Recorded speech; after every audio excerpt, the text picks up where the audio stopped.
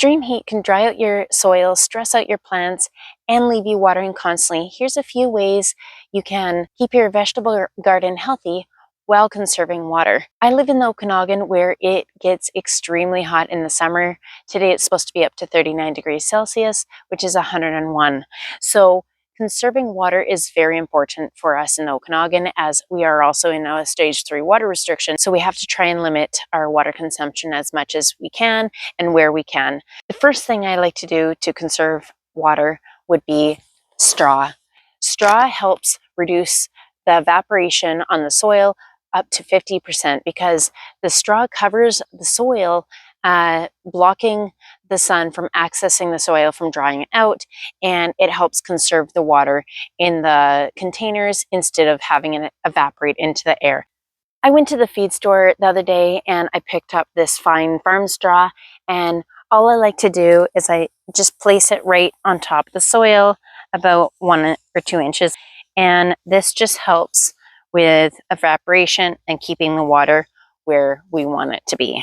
The one plant that I am not going to be putting straw on is my ground cherries, because the ground cherries, the plants itself, they cover the soil pretty well because they stay compact and they spread out a little bit, so they do cover the soil pretty well.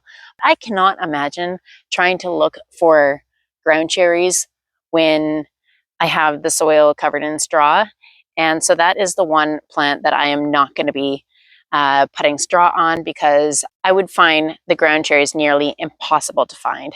The next thing I like to do to help conserve water would be installing drip irrigation. I already have drip irrigation on all my raised beds and in-ground garden beds, but I did not have it on my containers. So I have installed them on my containers now over the last few days, and this can help reduce your water consumption by 30 to 70%, because when you hand watering can use a lot more water, and sometimes it only stays near the top of the pot and will drain out the sides or evaporate quicker. When you use drip irrigation, it is a slow drip into the soil, which allows the water to make it further down into the roots, and the roots can get the water where it needs for longer. So I will show you a few little setups on drip irrigation that you can use right at your home, and this is what I do. And there's 2 different ways really that you can use drip irrigation. So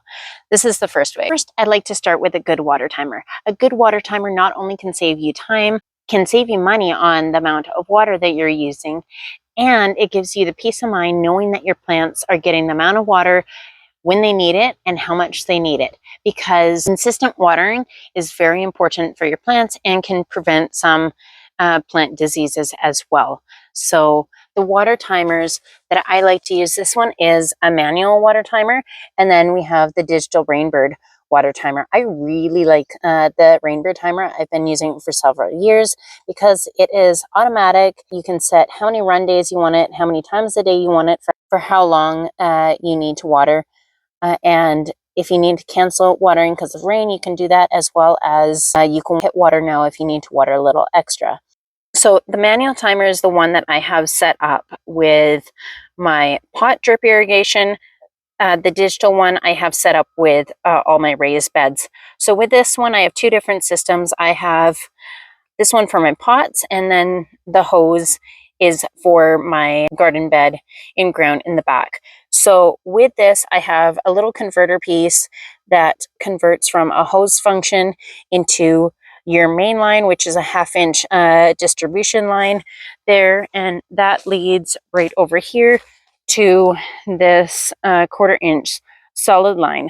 To connect the 1/4 inch solid line to the distribution line, I just use this little pokey tool, poke a hole in it, and then put a little barbed coupling into the line, and this will lead right to my pot. I then put another barbed coupling right here, which attaches to my 1/4 inch drip line. There's multiple different types of drip line. This one is a 6-inch drip line. The drip spaces are 6 inches apart, whereas you can also get drip line like this where the drips are actually 12 inches apart. So depending on what your watering needs are, there's different types of drip line that you can get. So I then have the drip line go to this pot here, have another barbed coupling attached to there. And to attach these is really easy, but having hot water is a must, because if you dip the ends in hot water for like 10 seconds, it allows you to get the tubing into the barbed coupling a lot easier. So then I have this one going to a solid line, continues right into another drip line, and so on and so forth to the very end. And at the very end, I then just have a plug at the very end to stop the water from going out when I need to end the drip line there. That system is a little bit too much and there's too many parts or pieces to it. There's a much easier way you can go about it if you don't have as big of a garden. So you can use a regular garden hose, and you can go to any irrigation store and get a converter piece just like this. So it converts straight from a hose into a 1/4 inch drip line. And then from here, I have just attached my drip line right into where my plants are right here.